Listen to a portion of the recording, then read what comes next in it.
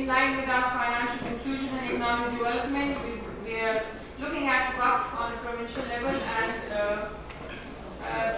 continuing our studies further from qualitative to quantitative. Our next speaker is Mr. Muhammad Ali from INSEAD. He's a PhD candidate over there. And the topic is Islamic financial education for children and its effects on inclusiveness. Thank you very much.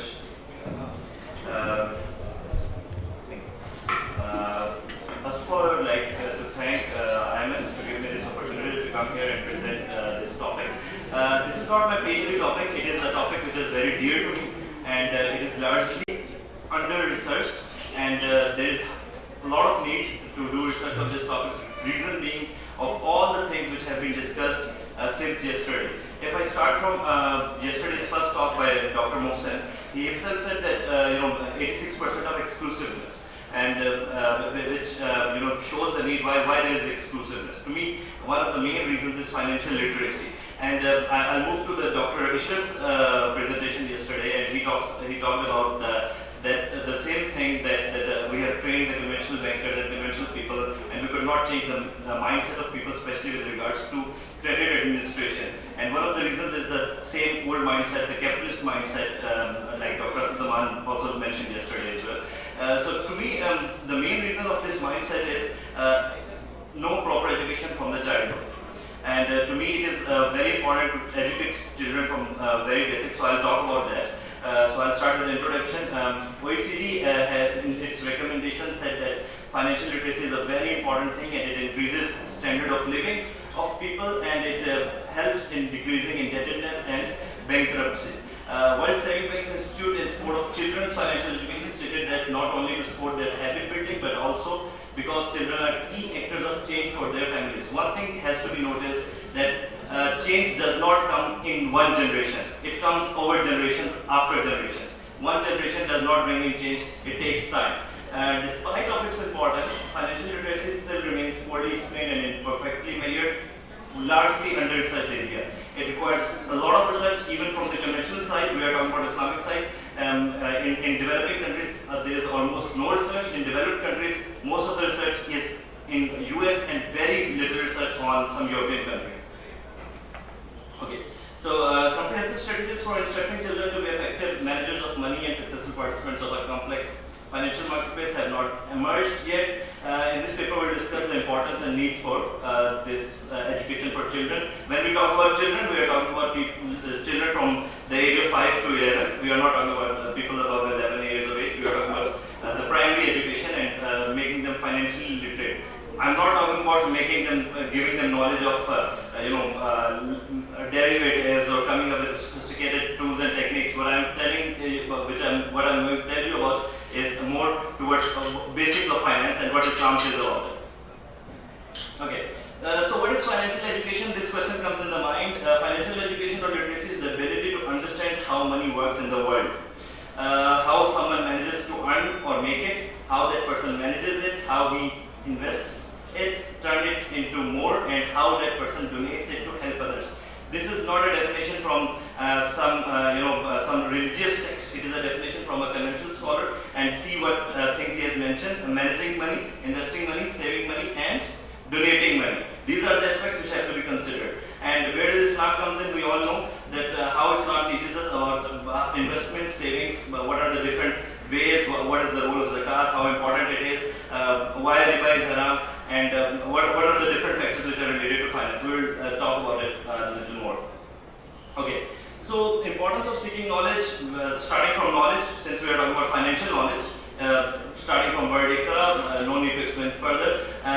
It's an obligation to gain knowledge according to one of the hadiths which I have mentioned, I think later as well, that faraid is considered as half of the knowledge. Faraid is the knowledge of virasat. The faraid knowledge is considered as half of the knowledge. That shows the importance of financial education. Islamic schools, generally our children, where do they go? Few students go to Islamic schools which are called madrasas, and then there are few students who who go to the international or private schools or public schools, which are largely, we are very proud to say them, English medium schools, which are largely influenced by the Western world, and where we do not get the proper education of what Islam says about different muamala, different dealings, how to deal with different things. And so they do not fulfill the basic need of financial education. So the basic education about Islam, which a Muslim child gets at home or the school, is just limited to basic teachings like prayers, fasting, halal, haram, and few Quranic verses and ahadith, which is not enough, which is really not enough. If we, I was listening to one of the scholars, Western scholar, and he was talking about the curriculum in Pakistan in the schools. At O level, we are teaching mathematics of a very high level as compared to, even at the metric, as compared to the developed countries even. But if we talk about Islamic studies, it is very basic. Until metric, we are studying about who are the Khulafa Rashidin, and which is very, very basic. We are not talking about, we are not really advanced in Islamic studies in our curriculums. Okay, so children are facing all the challenges which older generation didn't have to face. There is plastic money, there is a lot of stuff which was not involved before. There are social, economic, moral issues. There are new ways of earning money. Yesterday we visited IMS campus and they showed how entrepreneurship is being flourished over there. You cannot flourish entrepreneurship without proper knowledge of finance. And when we are talking about finance as Muslims, it is our obligation to know how to earn that money. Okay, pride is half of the knowledge. In many instances of Prophet teaching children. One of the hadiths in which Hazrat Umar said it is not ignorance is not a justification. If you are ignorant and you do not have a knowledge of business, you are not allowed to enter the market. Just imagine, if you do not have knowledge of finance, you are not allowed to enter a business market. And it shows the importance, and which unfortunately largely stating that 70% of the Pakistani population is considered as illiterate, and you all know that what is the perimeter of considering someone illiterate. Sorry, I'm running a bit fast because of lack of time. Okay, so Islamic financial education system for children. Okay, let me just talk about condition of parents' own education, which is I won't call it pathetic, but really not worth it. They are not able to tell their children that how to really plan for their future, especially from financial perspective. Practice of parents themselves, how they are using money. It influences people. It influences children. It becomes part of their subconscious. When a beggar comes to you, how you deal with how you deal with a beggar, it affects children's subconsciousness, and he is gonna act in a similar way in future. No direct source of knowledge. Result. It is very important. I am quoting a CEO of an Islamic bank after she was asked that why Muslim customers, when it comes to money matters, they look at rates. They look at like what conventional is giving and what Islamic is giving, and then they decide on which side they have to go. So she said that when it comes to pork, we don't consume it. When it comes to she was from Malaysia, and when it comes to liquor, people consume it, but not like openly, and there are some people. But when it comes to riba, we are very open. We make our choices openly, and still we can see in 57 Islamic countries how commercial banking is still flourishing, which is a clear-cut argument that it shows that it is not being told to us clearly from the very beginning. How many of us have studied that riba is haram in our schools? Very few. But about liquor and pork, everyone has studied. Even taking a name of pork, which is, I don't think it's a hadith or a Quran, but I was told when I was a child that taking a name of pork, your tongue will remain dirty for like 40 days. That is the common, pork and liquor gets that importance, and riba does not get that importance. Okay, because our parents count themselves are in conventional banks, right?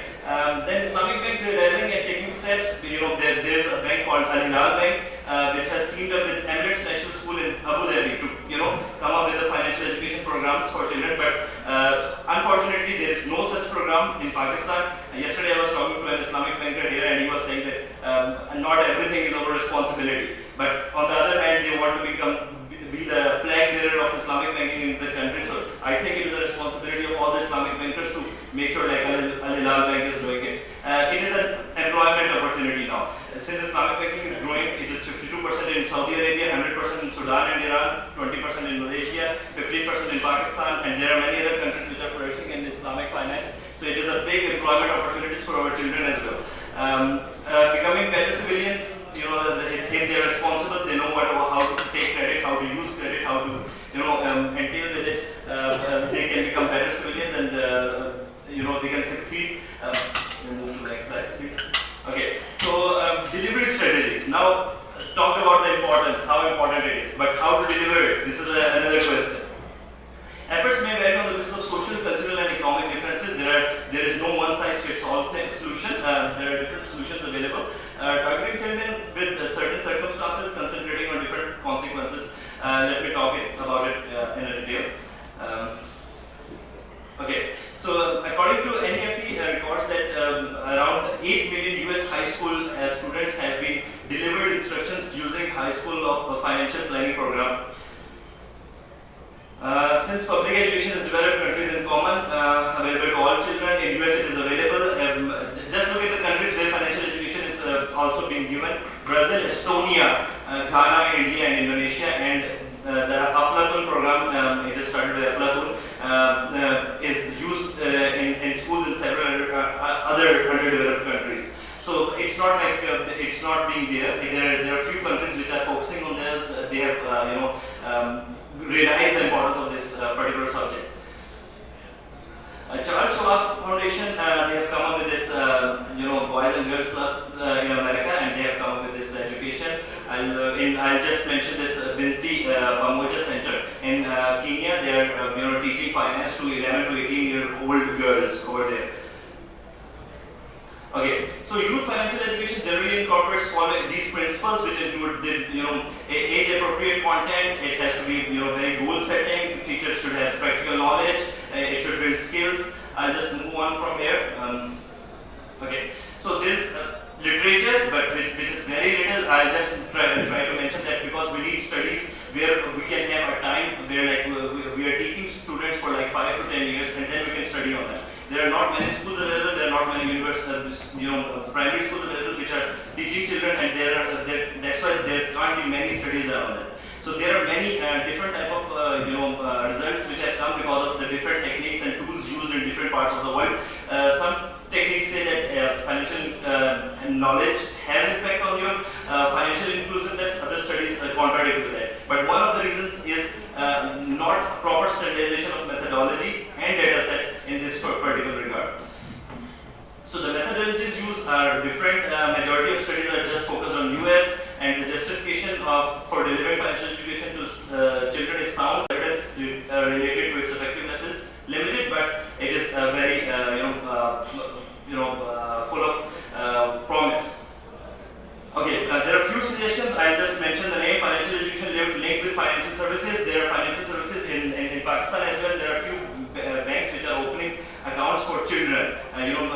Basic saving, that their pocket money, like 50 rupees a month, they can save them money. The second one is variety of interactive delivery mechanism. Like for instance, people come for this polio drops. They can also, with medical facilities, with other education, they can also bring in this type of education as well. That is why they call now the term which is being used is called edutainment. Edutainment, like entertainment, education, the mixture of both. So there are different books and material available which provides financial education with entertainment. And the last one is integration with children development strategies, in which disease prevention and other things can be interrelated with financial education, and these things can be presented.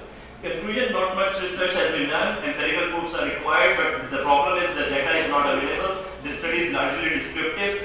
Future research, randomized assignments and multivariate analysis is required. And we cannot have country level, like cross-sectional studies. We need to have country level studies, because every country have different socio-economic problems, and every country has different educational issues related with that. I'll end here, and floor is open for questions, please.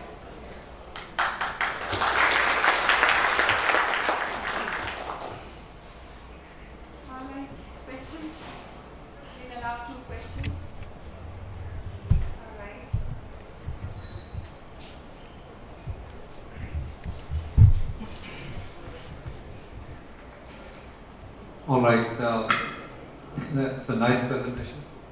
The very first thing is, in your whole presentation, I was just confused that whether you are talking about the financial education or Islamic financial education. One thing. Secondly, you see, so far you said that the steps we have to take in polio campaign you can provide some financial education. It's quite difficult. The the kids' age is normally 6 to 8 months, and while having a polio drops. So I don't know what kind of such financial education if you are talking about the financial education for kids, you see, normally they study mathematics, and in which they are very good. They solve different problems on financial, matters, and they are very good in that.